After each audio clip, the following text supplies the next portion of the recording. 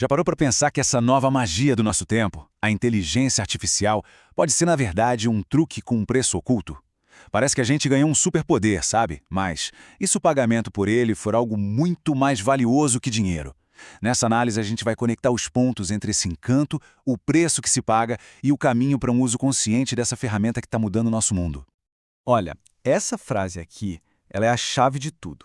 Ela explica a economia da internet e agora a da inteligência artificial. A lógica é simples. Quando a ferramenta é de graça, a moeda de troca somos nós. Isso mesmo. Nossas ideias, nossas dúvidas, nossos dados, tudo. Vamos desvendar juntos como essa transação acontece a cada comando que a gente digita. Afinal, a primeira sensação é essa, né? Aquele "Uau! Isso aqui vai economizar horas e horas da minha vida".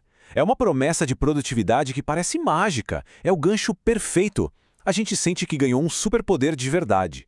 E é exatamente aí, nesse fascínio todo, que a nossa primeira parte da análise começa. E aqui a gente entra com a nossa primeira lente, a da filosofia, para entender o porquê. Por que, afinal, uma tecnologia tão revolucionária assim é oferecida de graça? A resposta? Bom, ela não está no dinheiro, está na moeda mais valiosa do século XXI. Exatamente. Dados. Pensa só, cada prompt, cada pergunta, cada ideia que a gente pede para a IA desenvolver é como uma pecinha de um quebra-cabeça. Um quebra-cabeça que revela nossos interesses, nossas preocupações, nosso jeitinho de pensar, e quando todas essas peças se juntam, elas formam o recurso mais poderoso do mundo. Vale muito, mas muito mais que qualquer assinatura que se possa pagar. E isso nos leva a um ponto, olha, fundamental, inspirado em Foucault. A ideia é a seguinte: quem detém os dados detém o poder de digitar o saber. E não se trata só de vender anúncios, é bem mais profundo que isso. É sobre a capacidade de moldar a nossa própria percepção da realidade. Então, o objetivo final fica bem claro, né? É coletar dados para treinar algoritmos que nos entendam melhor do que nós mesmos. E qual o resultado disso? A gente se torna mais previsível. E quanto mais previsível alguém é, mais fácil essa pessoa se torna de influenciar. No fim das contas, é uma busca por poder, não só por lucro. Ok, então a gente entendeu o porquê social da coisa. Agora, vamos usar a nossa segunda lente, a da psicologia, para entender o como. Como é que essa dependência da IA impacta a nossa própria mente? Qual é o verdadeiro custo de terceirizar o nosso pensamento? 56%. Pensa nesse número. Essa é a fatia do nosso dia que, em média, os brasileiros passam imersos em telas. É o ambiente, o ecossistema perfeito para essa terceirização do pensamento acontecer. E é exatamente aqui que um conceito crucial entra em jogo. É o que se chama de dívida cognitiva. Para entender fácil, pensa no cérebro como um músculo. Se a gente para de usar esse músculo para pensar de forma crítica, para pesquisar, para juntar as ideias, ele atrofia. Simples assim. Então, ao delegar tudo isso para a IA, a gente está, aos poucos, enfraquecendo a nossa própria mente.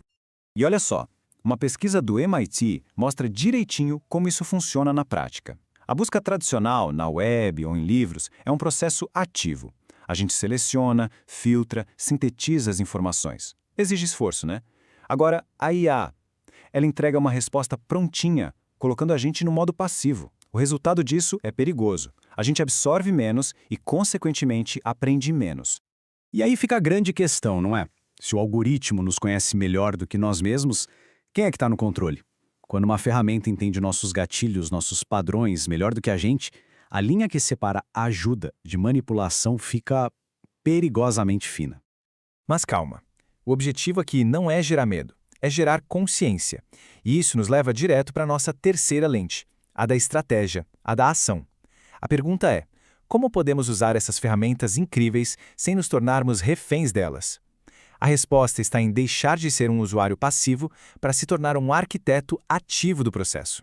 A virada de chave na mentalidade é essa: enxergar a IA como uma ferramenta na caixa de ferramentas, e não como o artesão. Ninguém pede para o martelo construir a casa sozinho, certo? A IA é sim uma ferramenta poderosíssima, mas o propósito, a direção, isso tem que ser sempre nosso. Ela é o meio e nunca o fim.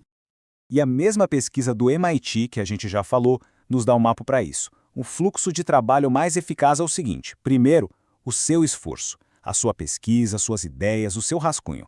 Pensa nisso como o diamante bruto. Só depois, com esse diamante em mãos, é que você leva para IA. Para quê?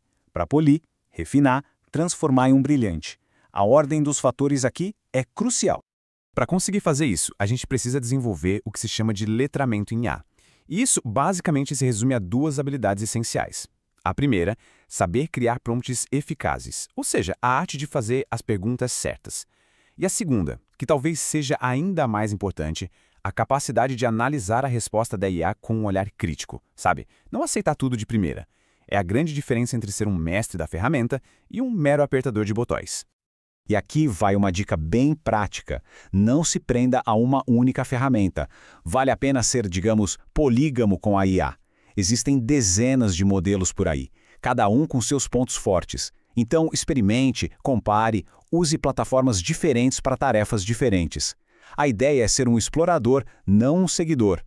E essa ideia aqui, do Ricardo Limonge, resume tudo de forma brilhante. A verdadeira inovação não é só sair publicando mais e mais coisas. É sobre construir conhecimento com integridade, com transparência e com responsabilidade. O foco, no fim do dia, tem que ser na qualidade e não só na quantidade. Então, fica a pergunta final. No mundo de respostas instantâneas, como a gente protege a nossa capacidade de fazer as perguntas certas? A resposta está em conectar o que sabemos para transformar como agimos.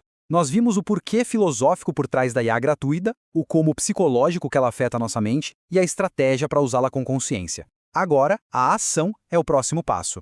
Qual desses 3 pontos vai ser aplicado primeiro no dia a dia?